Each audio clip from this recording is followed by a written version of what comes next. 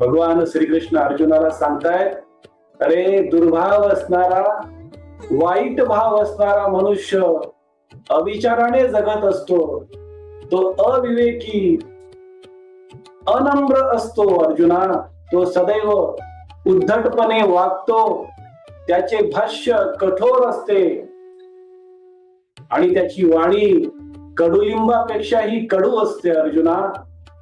अरे विचारशक्ती गमावून बसलेला हा दुर्भावी मनुष्य, वाईट भावाचा मनुष्य प्रत्येक विकारांनी जडलेला असतो अर्जुना.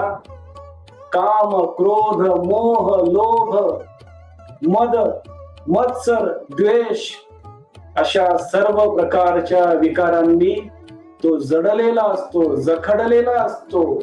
त्याच्या प्रत्येक कर्मामध्ये कोणता ना कोणता विकार स्पष्टपणे